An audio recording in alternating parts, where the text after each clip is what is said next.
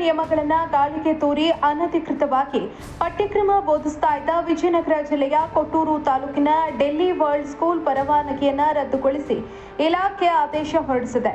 ಈ ಶಾಲೆಯು ಎಲ್ಕೆಜಿಯಿಂದ 8ನೇ ತರಗತಿವರೆಗೆ ರಾಜ್ಯ ಪಠ್ಯಕ್ರಮದ ಆಂಗ್ಲ ಮಾಧ್ಯಮ ಬೋಧನೆಗೆ ಮಾತ್ರ ಅನುಮತಿ ಪಡೆದಿತ್ತು. ಆದರೆ ಕರ್ನಾಟಕ ಶಿಕ್ಷಣ ಕಾಯ್ದೆಯನ್ನು ಉಲ್ಲಂಘಿಸಿ ಯಾವುದೇ ಅಧಿಕೃತ ಪರವಾನಗಿ ಇಲ್ಲದೆ ಶಾಲೆಯಲ್ಲಿ ಸಿಬಿಎಸ್ಇ ಪಠ್ಯಕ್ರಮ ಮತ್ತು ಎನ್ಸಿಇಆರ್ಟಿ ಪುಸ್ತಕಗಳನ್ನು ಮಕ್ಕಳಿಗೆ ಬೋಧಿಸಲಾಗ್ತಾ ಇತ್ತು. ಶಾಲೆಯ ಈ ಅಕ್ರಮದ ಕುರಿತು ಸಾರ್ವಜನಿಕ ವಲಯದಲ್ಲಿ ದೂರು ಕೇಳಿಬಂದಿತ್ತು. ಈ ಹಿನ್ನೆಲೆಯಲ್ಲಿ ಕಳೆದ ಡಿಸೆಂಬರ್ನಲ್ಲಿ ಕೂಡ್ಲಿಗಿ ತಾಲೂಕಿನ ಕ್ಷೇತ್ರ ಶಿಕ್ಷಣಾಧಿಕಾರಿಗಳು ಶಾಲೆಗೆ ಭೇಟಿ ನೀಡಿ ಪರಿಶೀಲನೆ ನಡೆಸಿದ್ರು. ಈ ವೇಳೆ ಅನಧಿಕೃತವಾಗಿ ಸಿಬಿಎಸ್ಇ ಪಠ್ಯಕ್ರಮ ಬೋಧಿಸ್ತಾ ಇರುವುದು ಸಾಬೀತಾಗಿತ್ತು.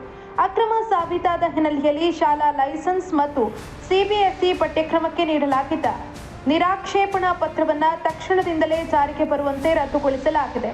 ಶಾಲೆಯ ಎಲ್ಲಾ ಶೈಕ್ಷಣಿಕ ದಾಖಲೆಗಳನ್ನು ಕೂಡಲೇ ಹತ್ತಿರದ ಸರ್ಕಾರಿ ಶಾಲೆಗೆ ಹಸ್ತಾಂತರಿಸುವಂತೆ ಶಾಲಾ ಶಿಕ್ಷಣ ಮತ್ತು ಸಾಕ್ಷರತಾ ಇಲಾಖೆ ಕಟ್ಟುನಿಟ್ಟಿನ ಸೂಚನೆಯನ್ನ ನೀಡಿದೆ.